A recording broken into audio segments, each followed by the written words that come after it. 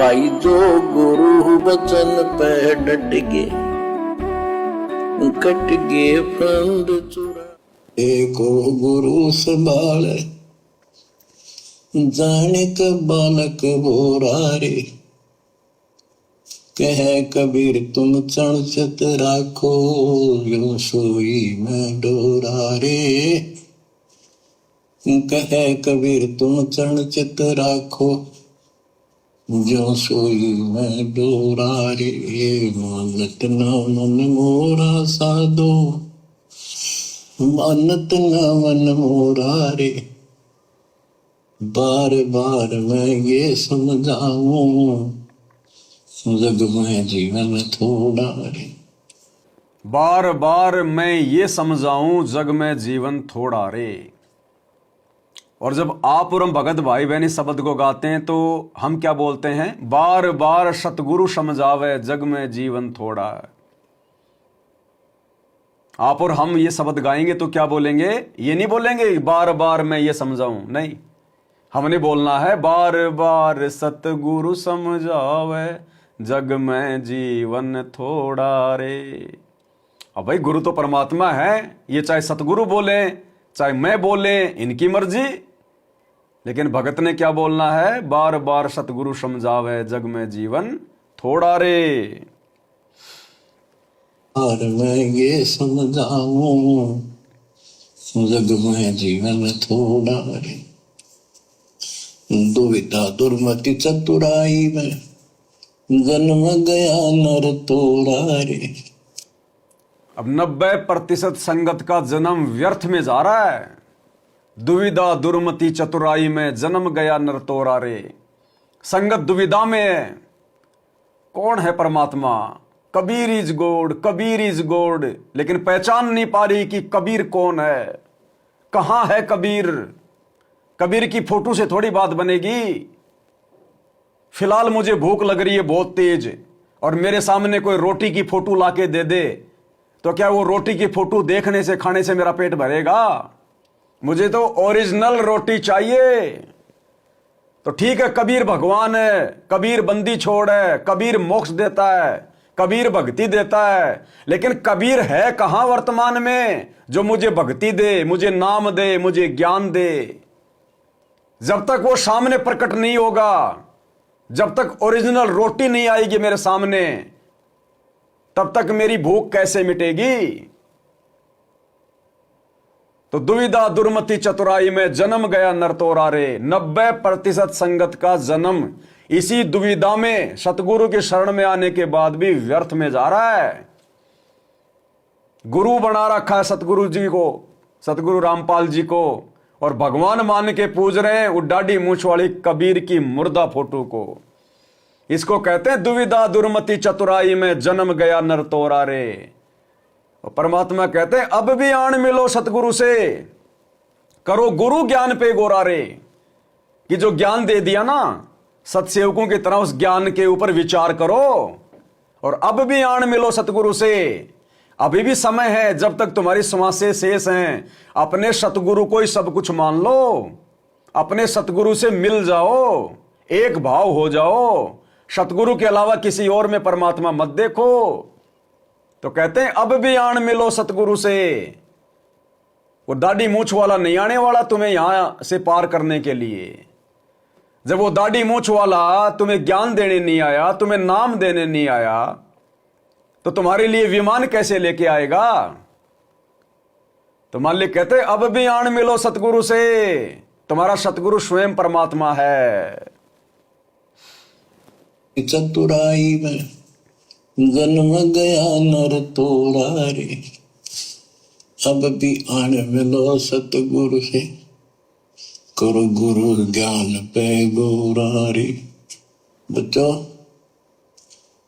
के जब तक तत्व ज्ञान नहीं होता, तब तक इंसान कोई भी अच्छा काम नहीं करता। दुविधा यानी क्या करूं क्या न करूं, या भक्ति ठीक है या भक्ति ठीक नहीं है। दुर्मति यानी कुबुद्धि के कारण सारे उल्टे काम करावा का। दुविधा दुर्मति, दुविधा यानी कौन सी भक्ति करूं कौन सी नहीं करूं। अरे यार, ये सत्सेवक सही हैं या मैनेजमेंट वाले सही हैं? दुविधा और दुर्मति, जब तक आप अपने गुरु को नहीं पहचानोगे, ये दुर्मति आपके सिर पर बैठी रहेगी, आपसे ये कुबद करवाएगी, कुबद। और सारी कुबद करवा दी। जाट आरक्षण, गुंडों की सीबीआई जांच, स्टेडियम बनाना, हॉस्पिटल बनाना, जाटों की धर्मशाला बनाना, गांव वालों के लिए रोड बनाना। मजदूर बन गए भगत, मजदूर काल ने बना दिया, क्योंकि दुर्मति में जी रहे हैं, दुविधा में जी रहे हैं। हम सत्सेवक तो नहीं फंसे इनके काल के जाल में, हम तो दुविधा और दुर्मति के शिकार नहीं हुए। क्यों? क्योंकि हमने अपने गुरुजी से लगन लगा के रखी। हमने अपने गुरु के अतिरिक्त किसी की बात नहीं मानी, इसलिए काल हमें लपेटे में नहीं ले पाया और हम निसंशय होके भक्ति कर रहे हैं। हम निसंशय हैं, तभी तो हमने वो कबीर की मुर्दा फोटो फाड़ फाड़ के वीडियो बनाए। अगर हमें जरा भी संशय होती कि कहीं ये दाढ़ी मूंछ वाला भगवान ना हो, हम वो फोटो नहीं फाड़ सकते थे। लेकिन गुरु के ज्ञान ने हमारी संशय समाप्त कर दी कि रियल कबीर ओनली सतगुरु रामपाल जी भगवान, और मुर्दा कबीर ये दाढ़ी मूंछ वाली फोटो। वो मुर्दा है, सबको पता है। देखिए, आश्रम वाले उसको फाड़ के तो दिखा दो। सतगुरु का आशीर्वाद चाहिए और 2.5 शेर का कलेजा चाहिए उस दाढ़ी मूंछ वाली फोटो को फाड़ने के लिए। हमारे एक भगत जी हैं, मुकेश भगत जी, वो बताया करते हैं हमारे को, जब वो दाढ़ी मूंछ वाली कबीर की हम लोग फोटो फाड़ना शुरू कर रहे थे, तो वो थोड़ा सा विचार कर रहे थे, वो फाड़ नहीं पा रहे थे। अब परमात्मा ने तो फड़वानी थी अपनी आत्मा से। भाई, साथ संगति में जुड़े हो और फोटो नहीं फाड़ोगे, ये तो हो ही नहीं सकता। तो जरा सा उनके कोई संशय था, हल्का सा, फाड़ूं ना फाड़ूं, फाड़ूं ना फाड़ूं। उसी रात उनको शौपन आया, वो दाढ़ी मूंछ वाला मुर्दा कबीर उस मुकेश भगत के सपने में गले दबा रहा है, गले उसको मारने का प्रयास कर रहा है, उसका गला दबा रहा है। भगत तो पसीने में पसीना, सुबह उठा, घबरा गया और सबसे पहले जाकर उसने वो फोटो फाड़ी कि जब तक फाड़ूंगा नहीं तब तक काल पीछा नहीं छोड़ेगा। सुबह उठते ही उस मुकेश भगत जी ने सबसे पहले वो फोटो फाड़ी, और आज 1.5 साल हो गई, वो सपने में भी नहीं आ रहा, सपने में भी वो दाढ़ी मूंछ वाला, सपने में भी। यानी परमात्मा सतगुरु रामपाल जी ने खुद ही दाढ़ी मूंछ वाला रूप बना के उस भगत का गला दबाया कि फाड़ दे इसको। अगर साथ संगति में रहना है तो, गुरु को परमात्मा मानना है तो फाड़ इसको। सब लोग फाड़ फाड़ के जा रहे हैं, तू क्यों पीछे रह गया? तेरे साथ की कितनी जाली, तू क्यों रह गई पाछे? सुबह उठते भगत ने सबसे पहले वही शुभ काम किया। आज उसको सपने में भी नहीं आ रहा, सपने में भी।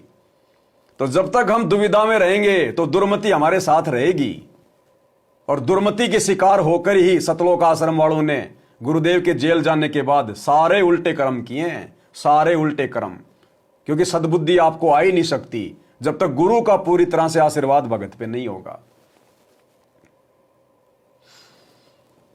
कि ठीक है या भक्ति ठीक नहीं, ज्ञान नहीं होता तब तक इंसान कोई भी अच्छा काम नहीं करता। दुविधा, यानी क्या करूं क्या नहीं करूं, या भक्ति ठीक है या भक्ति ठीक नहीं है।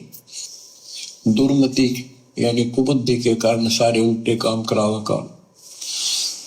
अब जैसे प्रसंग कर रहा था कि सतगुरु की शरण में आ जाओ, उसके आने के बाद वो कितना प्यार देता है, कैसे आपकी रक्षा करता है, आपका पोषण करता है, दुख निवारण करता है। अब बताओ, सारे काम सतगुरु कर रहा है, दुख निवारण भी सतगुरु करेगा, प्यार भी सतगुरु करेगा, पोषण भी सतगुरु करेगा, रक्षा भी सतगुरु करेगा। फिर वो दाढ़ी मूंछ वाला कौन है भाई? अरे फिर और भगवान का जिक्र क्यों नहीं आ रहा जब सारा काम सतगुरु कर रहा है? और सतगुरु कौन? हमारे गुरु जी। तो फिर इनके अलावा हम किसी और को क्यों पूजें, किसी और का प्रकट दिवस क्यों मनाएं, किसी और की फोटो अपने घर पर रखकर ऐसे समर्थ सतगुरु को क्यों नाराज करें? क्या कह रहे हैं परमात्मा, जब सारे काम सतगुरु कर रहा है। तो उसके आने के बाद वो कितना प्यार देता है, कैसे आपकी रक्षा करता है, आपका पोषण करता है, दुख निवारण करता है। गरीब जोजन मेरी शरण है, ताका हूँ दास, गेल गेल लाग्या दुर्लभ दक्ति आकाश। तो उसका दास का अर्थ गुलाम, नौकर।